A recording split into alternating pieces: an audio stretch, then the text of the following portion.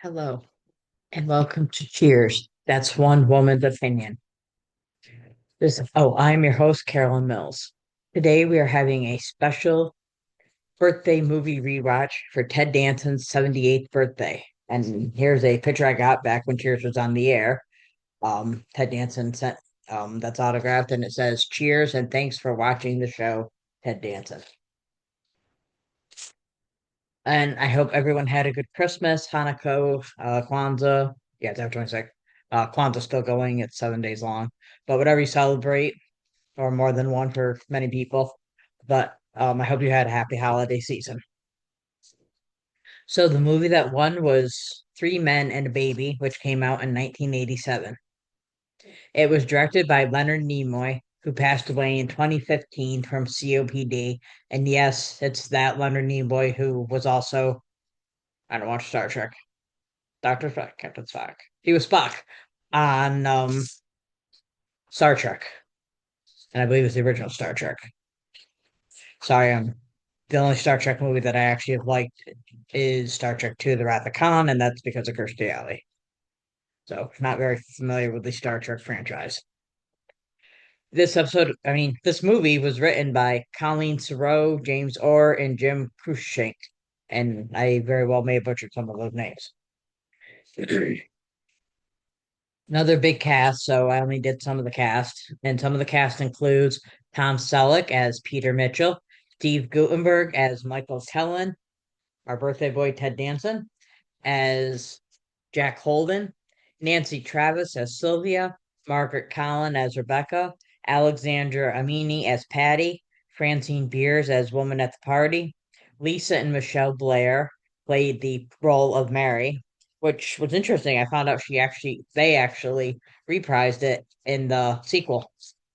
Often when you have babies, you don't get that. So I thought that was cool to see. Philip Bosco as Detective Melkowitz. Bosco passed away in 2018 from dementia. Barbara Budd as dramatic actress. Claire Cellucci as Angela, who died in 2006 from leukemia. Eugene Clark as man at party number one. Derek DeLint as Jan Klopez. He's the cello player. Celeste Holm as Jack's mother, and she passed away in 2012 from a heart attack. So let's go ahead and jump in our summary. During the opening credits, Bad Boy by Miami Sound Machine is playing as Michael is painting a mural of him, Jack, and Peter. Jack comes in with a woman. He kisses her and she leaves. Peter's outside with Rebecca. He is also painting, but the outside of the house. Remember, he's the architect. Jack is the artist. That's why he's inside painting the mural. Sorry, I said Jack. Michael's the architect. That's why he's inside painting the mural. A woman comes to see Michael. He kisses her in the elevator and gives her some pantyhose as she tries. Sorry, try that again. He kisses her in the elevator and gives her some pantyhose as she also leaves. There we go. Michael shows Peter a sign that says designed by Peter Mitchell, architect. Jack is with another woman. More women come and go. Jack and Peter show Michael a sign that says mural painted by Michael Kellum. Then they drink champagne to celebrate. Well, I haven't done this in a while. Um, recording a podcast because of the holidays, and it seems I'm a little bit nervous again as I'm going speedy fast. So I'm going to try to slow myself down.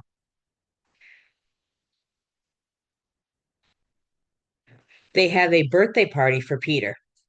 Jack tells Peter he is leaving in a few hours to go to Turkey to film Zalman the Barbarian. Peter tells him to go do the play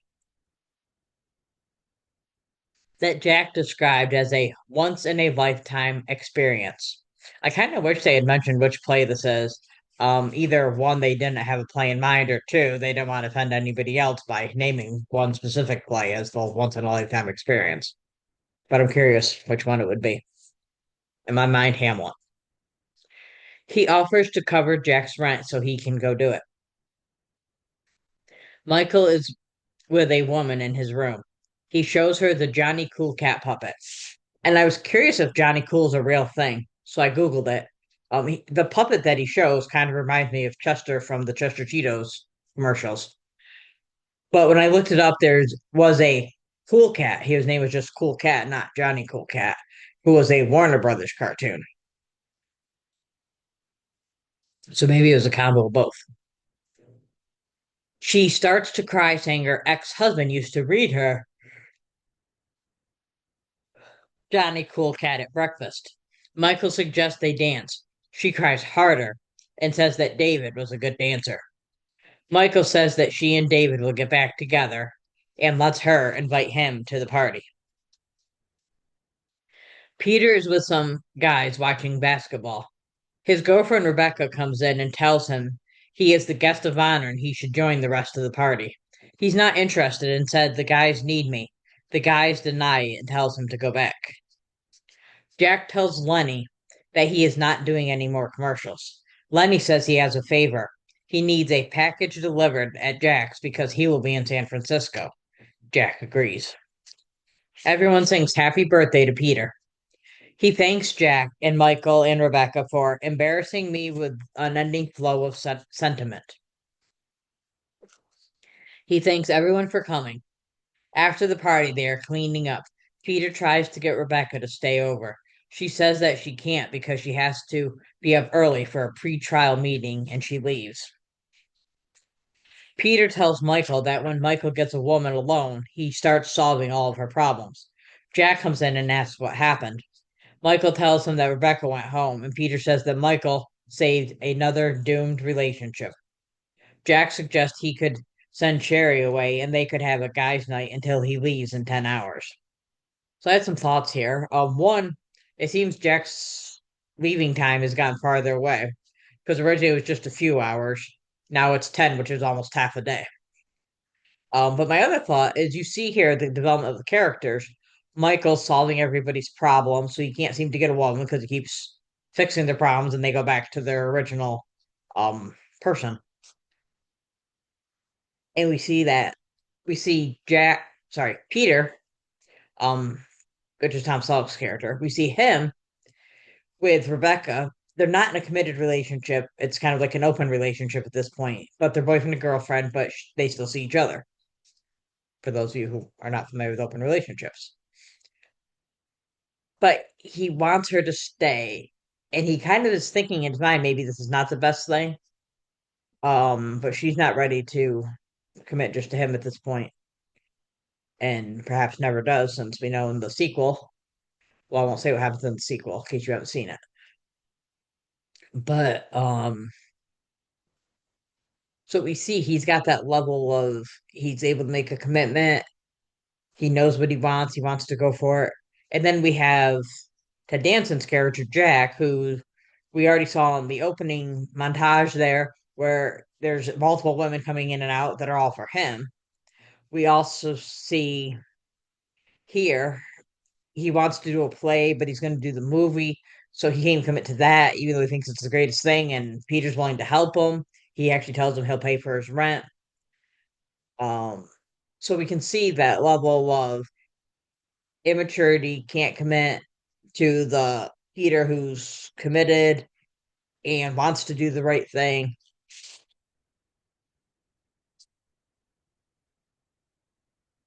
But they end up telling Jack to go have a good time with Cherie.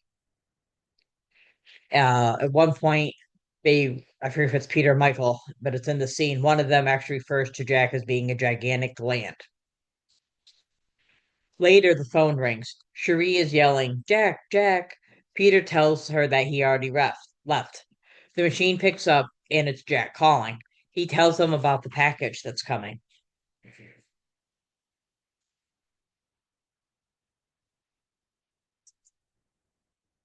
Yeah, sure, brought my water over. That'll be okay. Peter calls Michael out of his bedroom. A baby is in the hall in a bassinet. Michael reads the note. Dear Jack, here is our baby. It is signed by Sylvia. Hold that thought. Thanks. So I had to pause the TV to find my water before I started choking. But we're good now. But if it seems weird in the thing, that's why. All right, so where were we? Oh yeah. Peter calls Michael out of his bedroom. A baby is in the hall in the bassinet. Michael reads the note. Dear Jack, here's our baby. It's signed by Sylvia, and the baby's name is Mary. Peter thinks that Mary is the package Jack called about earlier. The two men argue over who will pick it up. Then they both carry the crying baby together in her bassinet. They realize they have to feed her and try to figure out what she eats. Peter goes to the store to buy baby supplies.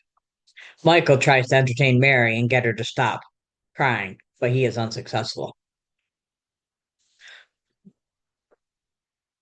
Sorry. It's we have an ice storm happening right now. And pretty much any kind of precipitation affects, well, everything affects my fibromyalgia, my chronic fatigue, my asthma, etc. The only thing it doesn't affect is the allergies. My dogs do that.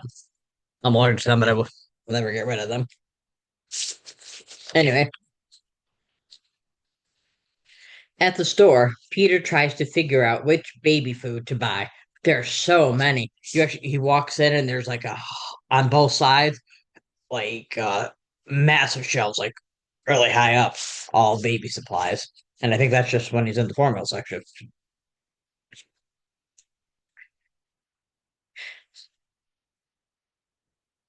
Oh, please. Oh, he has no idea what to get. He asks the lady at the store, but she confuses him even more, which is kind of funny because he's trying to act like he knows all about his what she thinks is his daughter. So he just goes with it because he doesn't want to rat out Jack in because it's a sensitive subject we find out. But he's trying to figure it out and he doesn't want to give things away and he's saying the wrong things. So she doesn't know why don't you know how old your own kid is, things like that. Michael has now picked up Mary, but he is holding her like she might self-destruct any minute. He's got her way far out. I always feel bad for those of you who are only auditory listeners and not watching it on YouTube, as you don't see the things that I do.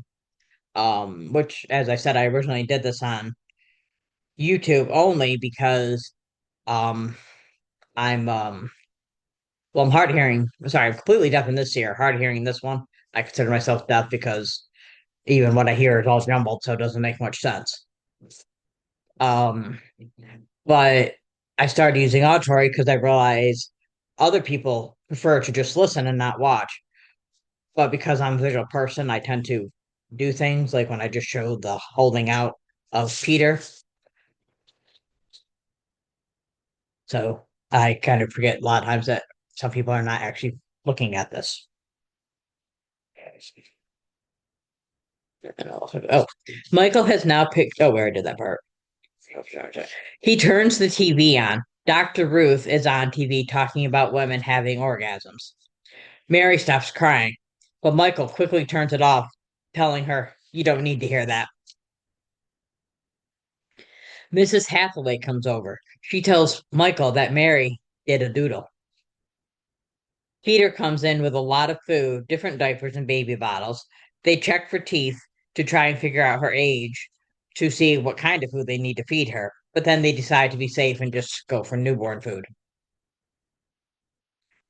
At some point, somehow they must have figured out her age because later on they're better at feeding her, and it seems they have the correct food.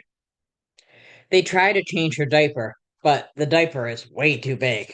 He pulls it, things like little baby in this big, huge diaper. It looks like a package of pens is what he bought.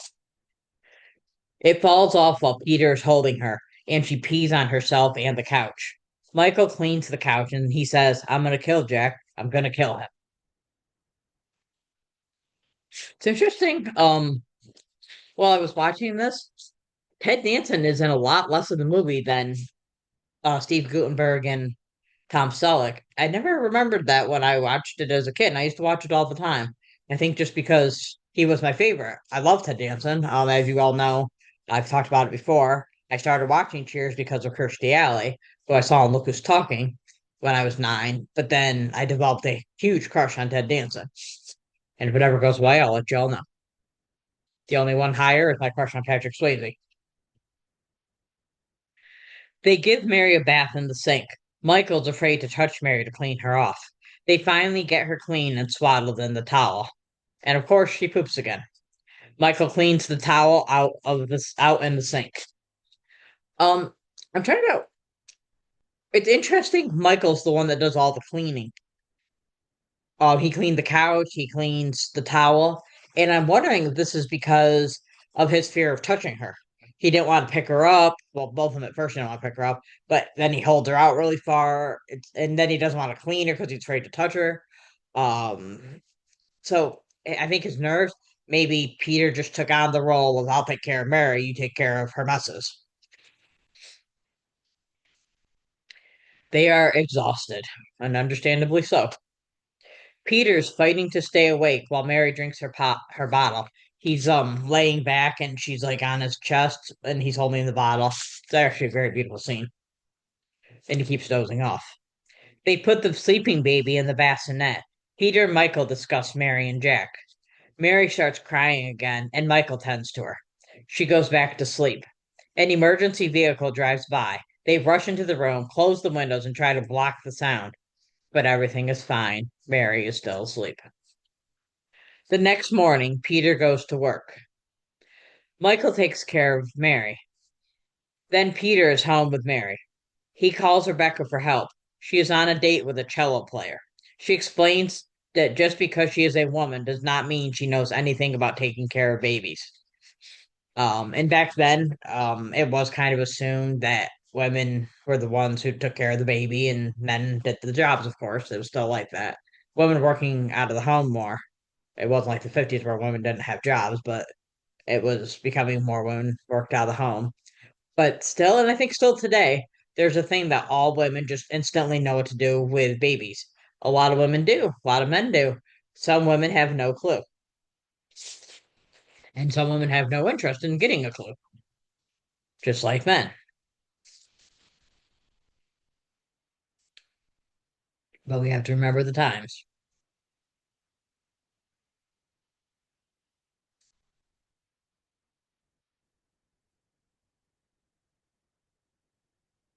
Peter and Michael feed Mary. Peter says that it's like waiting for Candid Camera to appear. Now, for those of you who are not familiar, Candid Camera was a show hosted by Alan Lunt, Betty White's husband, back. Okay, I don't know when it was on, and it might have been on in different decades because there seems to be different versions. But anyway, and I think they made a remake without Alan Lunt after he died. Somebody else did it. But the one I know is with Alan Lunt. Obviously I saw it on reruns. I was born in '80, but there's a hidden camera, and there's these different situations, and these different things happen. Like there's one where people are all looking in a hole, and yet people keep going to look at it, but there's nothing there. And nobody said, but everybody's like, "Oh, what?" Or there's one everybody's looking up. And then there's individual type ones where something weird keeps happening, like a person's in a deli and he's got his number, and it's like 999, and they're like one, one, number one, and there's nobody in the entire building except customer wise, except for this customer who's 999. Two, two, and they keep go. Well, of course, the guy's getting angry and whatnot, and then they're like, "Smile, you're on candid camera," and then they find out. So that's what candid camera is. But he says it's just 2 more days. Peter has Mary on the pool table after her bath. Michael goes into the hall to get the powder. Peter tells Michael he should have brought the powder in with them because they don't bathe her in the hallway, which is logical, good common sense. But a frustrated Michael slams the powder down, powder goes everywhere, and he yells, "Maybe we should start." Peter calmly tells Michael he is going to be the one cleaning of the mess he just made.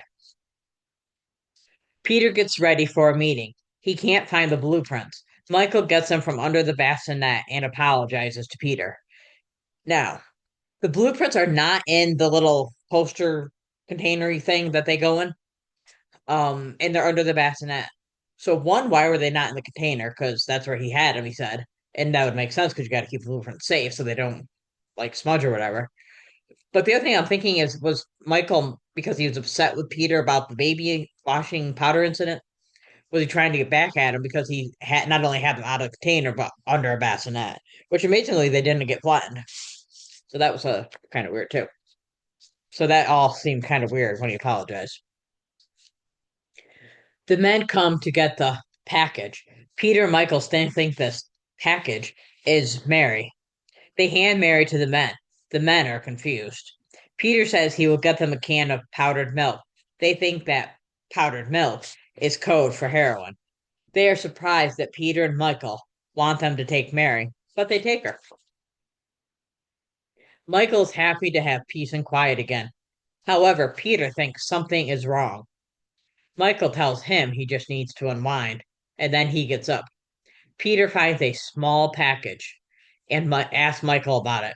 Michael says that it came Sunday and Mrs. Hathaway brought it over. They quickly leave to get Mary. The drug guys are planning to put Mary in the trunk. However, the one guy just can't put her in there. Peter trips and the package opens. Now, I thought this part was a tad bit unbelievable because he doesn't actually hit anything sharp. He's going down the stairs and he falls, and the package opens and the heroin pops out. Little packages of heroin, they pop out. That package was really well sealed.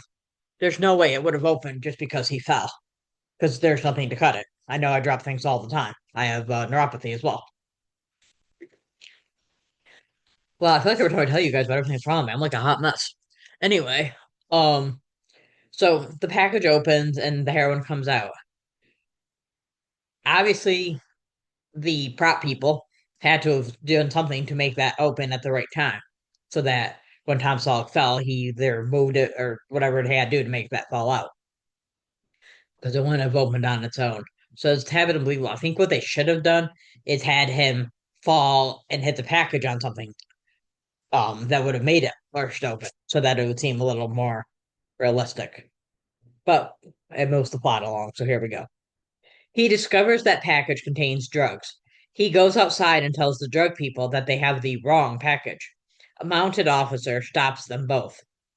The drug guys give Peter the baby and takes out the formula, which they still believe contains the heroin. He gets in the car with the other drug guy and they take off. The officer asks Peter for ID. He goes up to the apartment with Peter so Peter can get it. Peter calls Michael and hands him Mary, telling him about the drugs, telling him to hide it. He goes back to the officer and shows him the ID, and the officer asks him to remove it from the cover. Detective Sergeant Melkowitz, a narcotics officer, shows up as the other officer is leaving. Michael's putting the heroin in the baby's diaper. And I thought, and here we learn that Michael's clearly watched a lot of drug cartel movies because he's learning how to quickly get rid of drugs when the cops show up. And conveniently, because he's an artist, he happens to have one of those little cutty things. I forgot what they're called, but the it looks like a triangle. And then Peter offers the detective a drink, but he turns down the offer. The detective asks Peter about the men. Peter says a friend of the baby's mother. They wanted to give her a ride, but they didn't have a car seat. And then he explains that he's talking about the baby, not the baby's mother. The detective asks to see Mary. Peter tries to prevent it. Then Michael tries to prevent him from holding her. And of course, Peter wants to prevent it. He doesn't know what's in the diaper where Michael's hiding, but he knows Michael's working on hiding the drugs, so he's trying to give him time. And then Michael doesn't want to hold him because obviously the baby's now got a bunch of heroin in her diaper.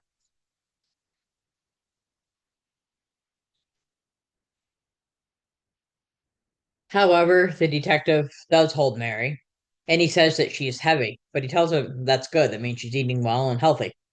He feels the diaper and says that she feels like she is ready for a change. Michael takes Mary back. The detective asks Peter if he knows the person in the picture he shows him. Peter says it's a friend of Jack's. The detective tells him that his name is Paul Milner. He directs TV commercials and smuggles heroin in on the side. Wait, something didn't make sense because we talked to Lenny earlier about that commercial. Did I mess up somewhere? I call him Lenny earlier. Okay, I have no idea what happened there. Um, he talks to Lenny, but then he calls Paul. So I'm wondering if Paul and Lenny are okay. I don't have no idea what just happened there. It was kind of weird. I may have made an error in names. If I did, I apologize, and I'm now completely confused. But we're going to continue, and you all just feel free to contact me and the things I'll show you later to let me know where I screwed up because I do that sometimes. I make mistakes. Moving on. The detective says that he would like the glass of water now. Peter goes to get it. The phone rings, and Peter races to get it. It's Jack calling from Turkey. Peter says they really need to talk to Jack, but they can't right now. Jack continues to talk, and Peter says he'll talk to him when he returns and hangs up on him. He brings the detective water. The detective drinks it and leaves. And we have during this whole scene when he's talking on the phone, the machine has recorded, and then the other one, the answering machine, which was like old school voicemail for you young people, it picks up everything, and the detective hears all of the conversations, and Peter actually realizes this. Peter calls Paul Milner. He tells Michael that Milner is involved in the heroin. Peter says that they are in trouble with the cops. Michael points out that they are also stuck with Mary. Paul Milner's number has been disconnected, which keep that in mind for a little bit later. Maybe Lenny works for Paul Milner. It's also well, I had the closed captioning on. I was gonna say maybe I misheard it, but I use the closed captioning even when I don't have my hearing aid in, which I'm wearing less and less now because, like I said, it's just a bunch of jumbled up noise. So either the closed captioning made a mistake, and that's where I got this, or Lenny and Paul are actually two different people, or I have no idea. Okay, let's move on from the name. Mrs. Hathaway comes by to ask about a horse that has befouled the front walk. I love that terminology as opposed to took a doo-doo on it. They watch her, sorry, they get her to watch Mary and take off. She can only babysit until 5, so they have to be fast. Two men follow Peter and Michael, each man taking one of them. Peter goes to work and then stops at a street vendor to get some magazines and a squeaky giraffe dinosaur for Mary. Peter calls it a giraffe. The guy at the shop at the vendor thing says no, it's a dinosaur. I think it looks like a giraffe, so I put them both in. I'm also wondering, we don't see where Michael goes, and Michael comes later. Peter, we know, is an architect and he works. Michael's an artist. Does he work for home? And because Peter always leaves to go to work. Was Michael just going out to do something else? Maybe he works at home because he's an artist.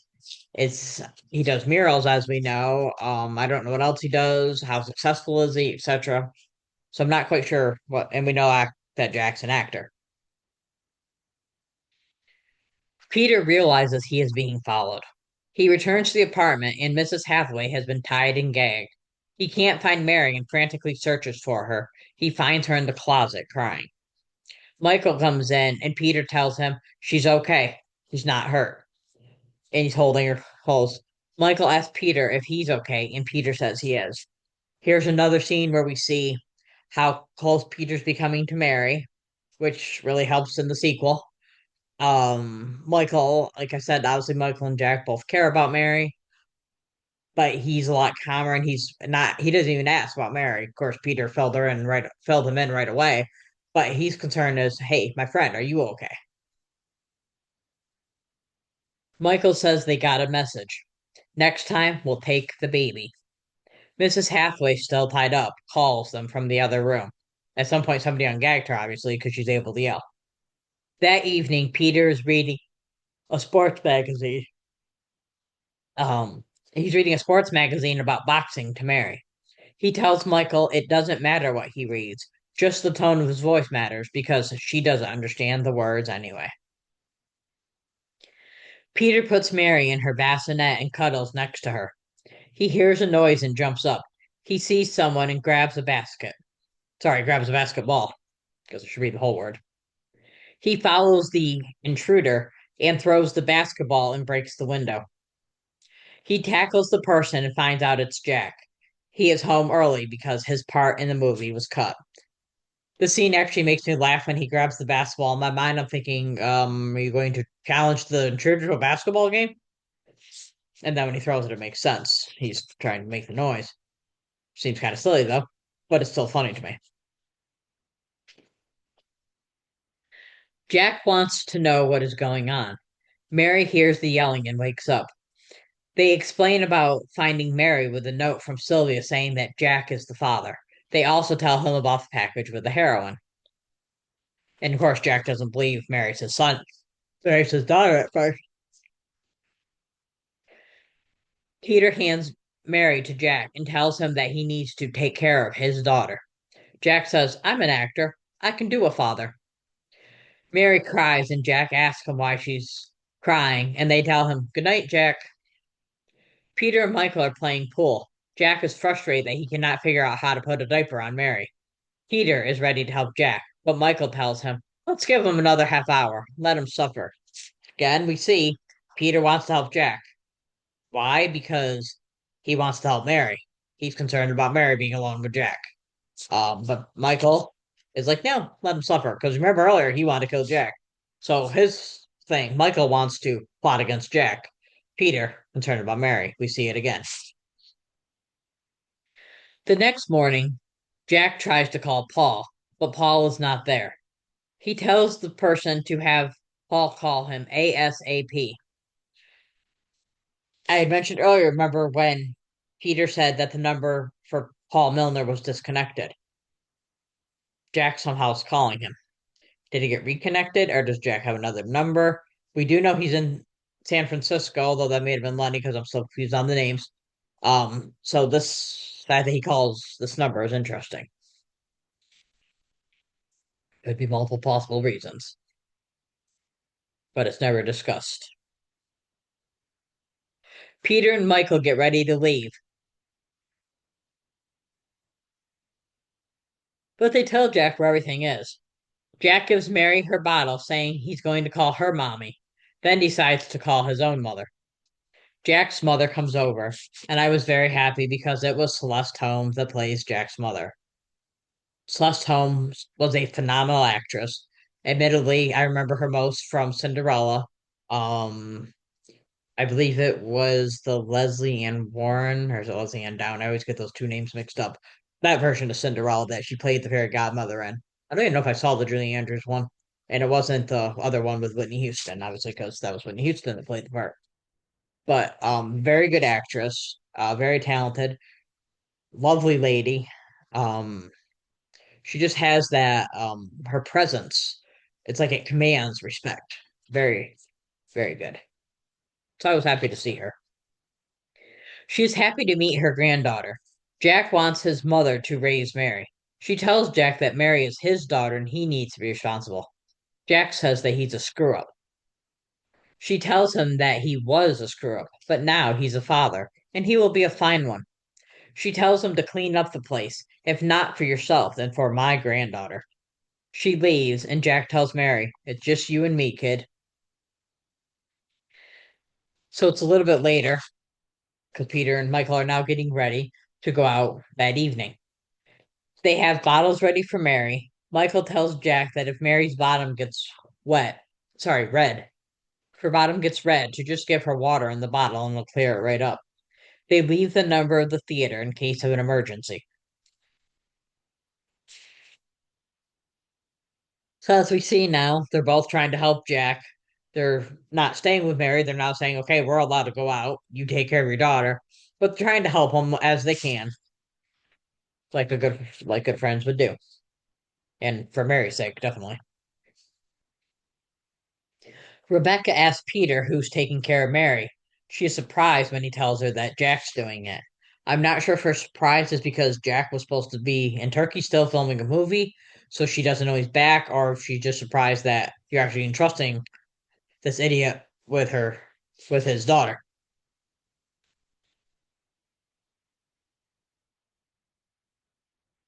He checks her diaper.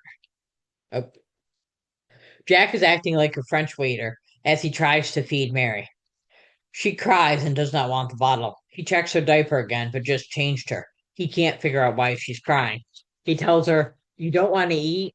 You've already been changed. What more is there in life?" Peter tries to call Jack during intermission. Peter and Michael are worried when Jack does not answer the phone. The reason he doesn't answer is Jack is in the shower with Mary. He's singing My Girl to her. I really like this scene. Again, as I've mentioned, my crush on Ted Danson. As you know, at the end, I do the best dressed. I'm pretty sure this should be the best undressed award right here. He looks good. Anyway, Peter and Michael leave the play and head home to check on Jack and Mary. Peter asks Jack why he didn't answer the phone. Jack explains they were in the shower and didn't hear the phone. The guys have a phone installed in the shower.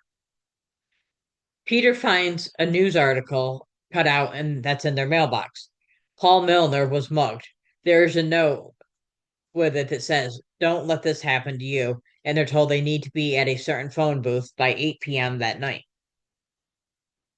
They all go to the phone booth, but Peter takes the call. He demands the drug guys do it his way or we will flush it down the toilet. He then tells them about the construction site.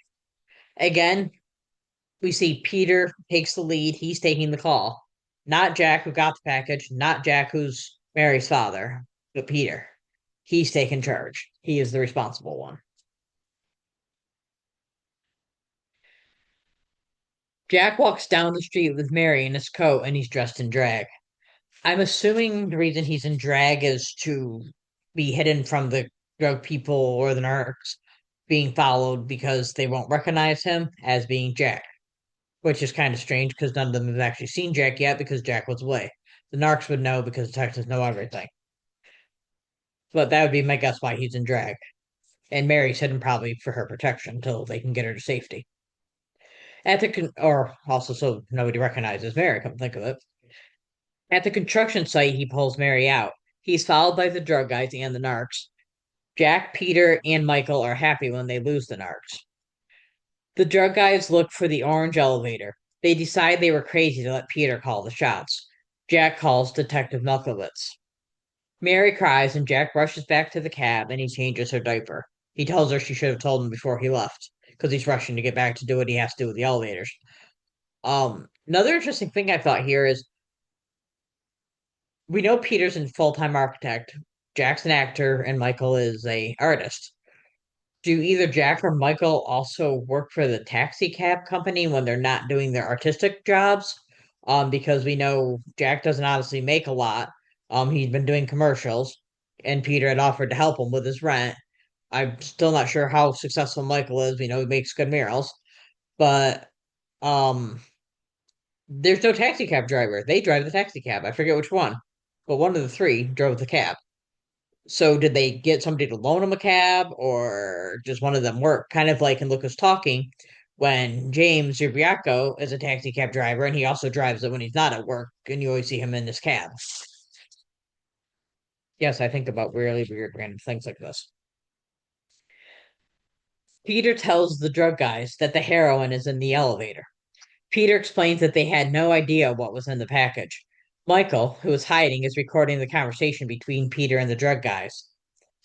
One of them gets the package, and they keep telling Peter like, "Yeah, we know you guys have no clue. You're very not immature, green, so to speak. They had no clue what they were doing." He's like, "We get that." Um, and no doubt the conversation was recorded one to make them confess that the package is theirs, but also to clear Michael, Jack, and Peter, because they have the guys even saying, "We know you don't do this stuff." They tell Peter that the three of them are forgiven, just as the structure Michael is hiding in collapses. They go after Michael. Peter knocks some pipe things down and they fall on the drug guys. Peter and Michael quickly hop on the elevator. They hug and Michael shares that he has the camcorder with the tape. Jack goes to the elevator controls. He stops the wrong elevator and Peter and Michael get stuck. Peter and Michael yell to Jack, "Hit the one on the left. Hit the button on the left." The guys, the drug guys, pass Michael and Peter on their elevator shaft, and tell them they want the video.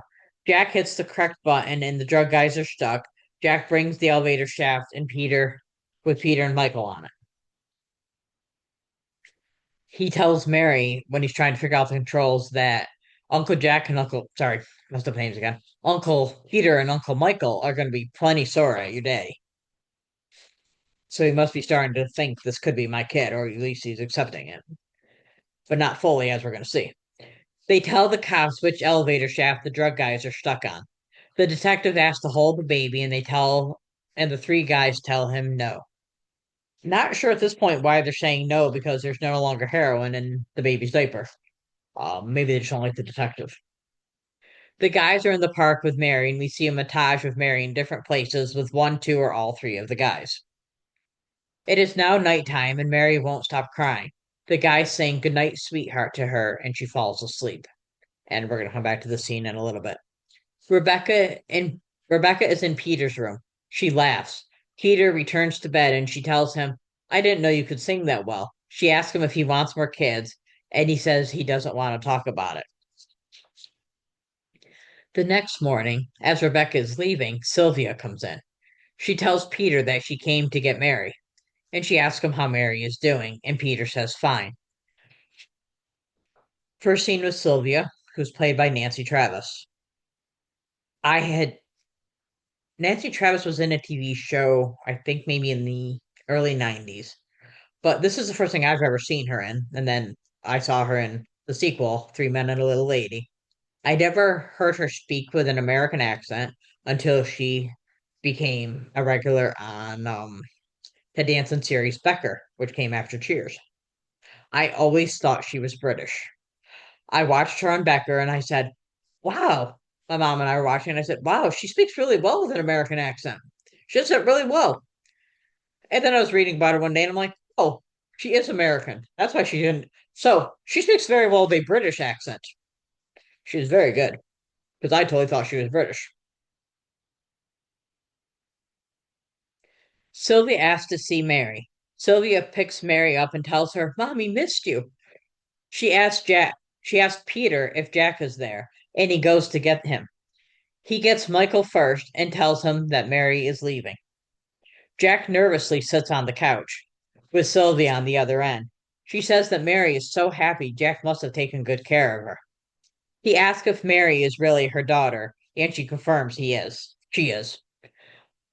So this is when we see Jack's still not fully sure. He's starting to believe it probably because he does say your daddy earlier.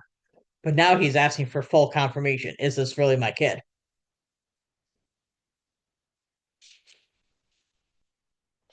She tells him that she is returning to London with Mary so that her family can help, allowing her to continue working.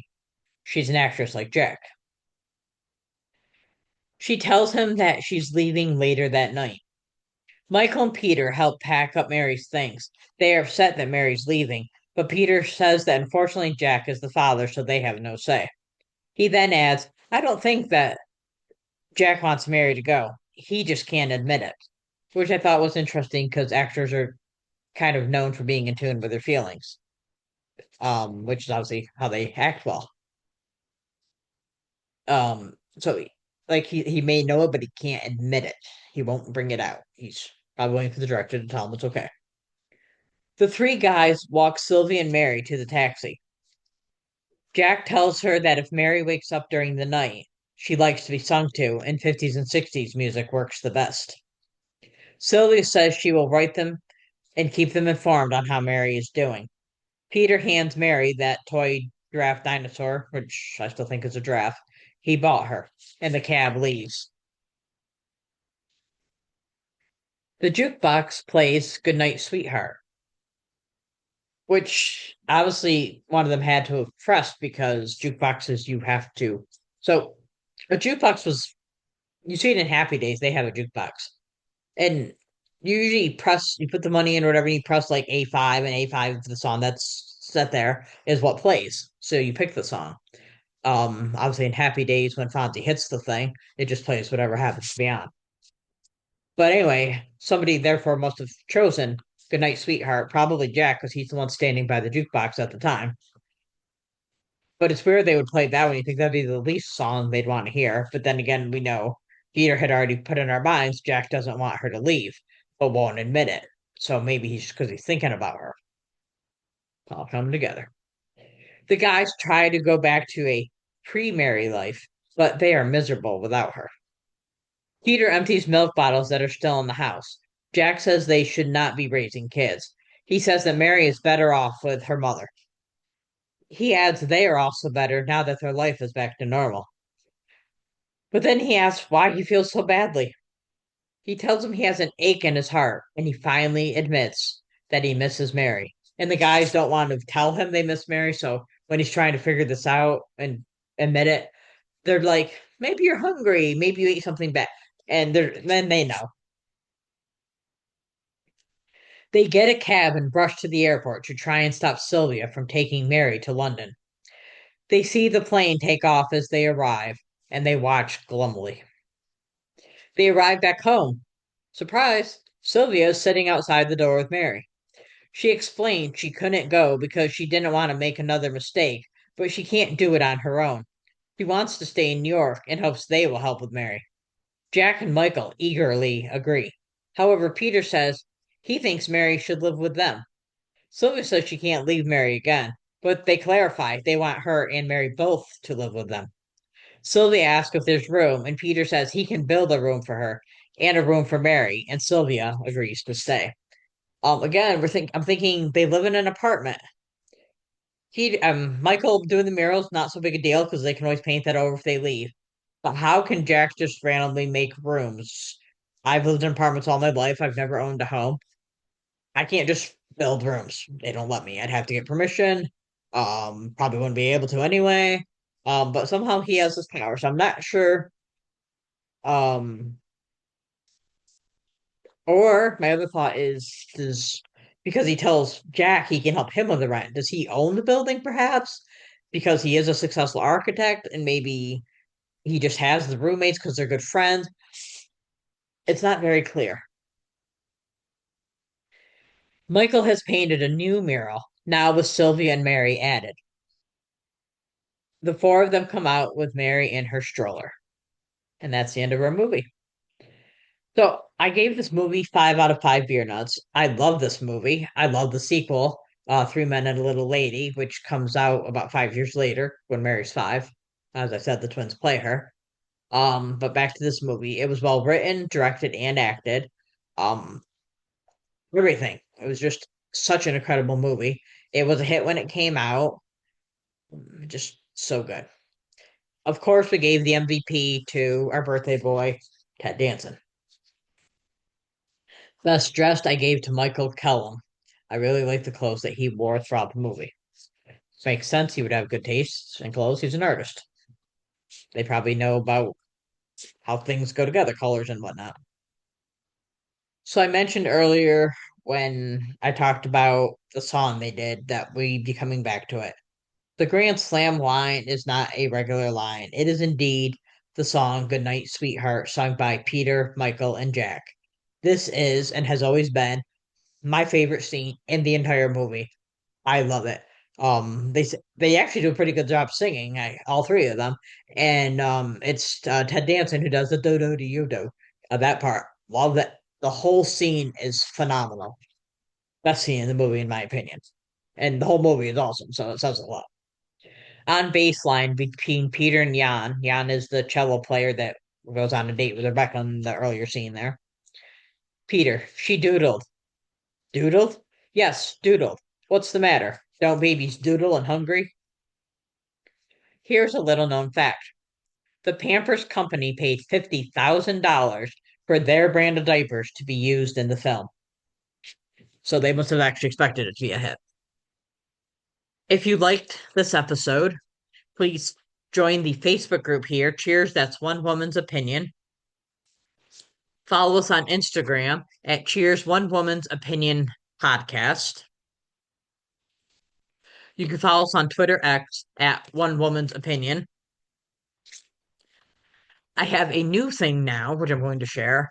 You can now also join our group, whatever those things are called on Reddit. I was kicked out of the Cheers Reddit group.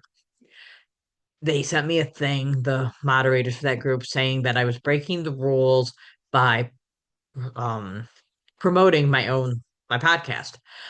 I don't recall promoting my podcast. I had asked people, as some of you know, because you answered on there, what is your favorite to dance in movie? And I did it with all the other people. I only mentioned the podcast itself if somebody directly asked me about it. Or I might have said, I'm doing it for my podcast. I never mentioned the name so that I was not promoting it. I figured people could find out other ways. But if I was asked, I then answered the question. I don't feel I broke the rules. I have autism.